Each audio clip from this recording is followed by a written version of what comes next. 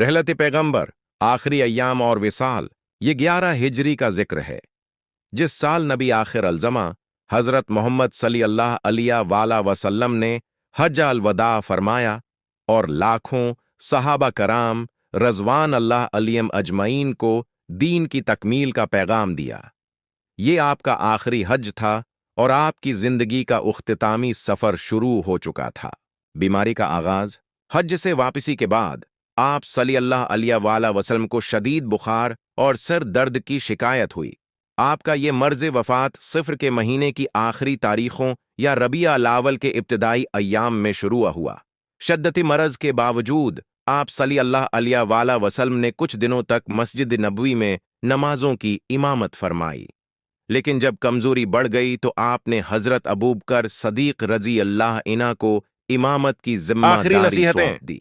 आखिरी नसीहतें। मर्द की सख्ती में भी आपकी ज़बान पर अम्त की खैर ख्वाही और फ़िक्र के अल्फाज थे। आपने मुसलमानों को नमाज कायम करने और ग़ुलामों के हुकूक अदा करने की खुसूसी नसीहत फरमाई। एक मौका पर आपने अपने सहाबा से फरमाया, लोगो, मुझे तुम पर फाके का खौफ नहीं, मुझे डर है कि दुनिया तुम पर खुल जाएगी और तुम एक दूसरे से दुनिया की दौड़ में लग जाओगे, जिस तरह तुमसे पहली इम्तें लग गईं और वो तुम्हें हलाक कर देगी। आपने फरमाया कि अल्लाह ताली ने मुझे दुनिया और आखिरत में से किसी एक को अख्तियार करने का मौका दिया है, तो आपने अर्रफ़ीक़ अल-आली, सबसे बुलंद साथी यानी अल्लाह ताली को चिन लिया। विसाल का लम्हा।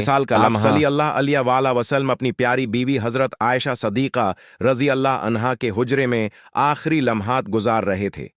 रबिया अल-अव्वल की 12 तारीख पैर के दिन चाशत के वक्त आपका आखिरी वक्त करीब आ गया। हज़रत आयशा रज़ी अल्लाह अन्हा फरमाती हैं कि आपने अपना सिर मुबारक मेरे सीने और हंसली के दरमियान रखा हुआ था और आपकी ज़बान पर ये अल्फाज थे, ला इलाहा इल्ला अल्लाह इन लिल मौत सुकरात, इल्लाह के सिवा कोई माबूद नहीं, बेशक मौत की सख्तियां होती हैं।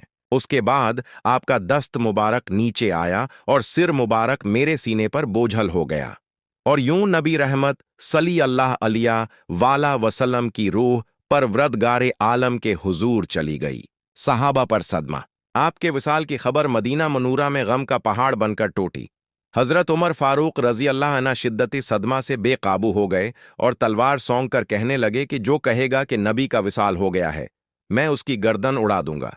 इस मौके पर हज़रत अबू बकर सदीक़ रज़ी अल्लाह अन्हु तशरीफ़ लाए और आपके चेहरा मुबारक से कपड़ा हटाकर बोसा दिया और रोते हुए ये आयत पढ़ी, मुहम्मद सल्लल्लाहु अलैहि वसल्लम सिर्फ एक रसूल हैं, इनसे पहले बहुत से रसूल गुजर चुके हैं, बस अगर वो वफात पा जाएं या शहीद हो जाएं तो क्या तुम अल्टे पांव फिर जाओगे।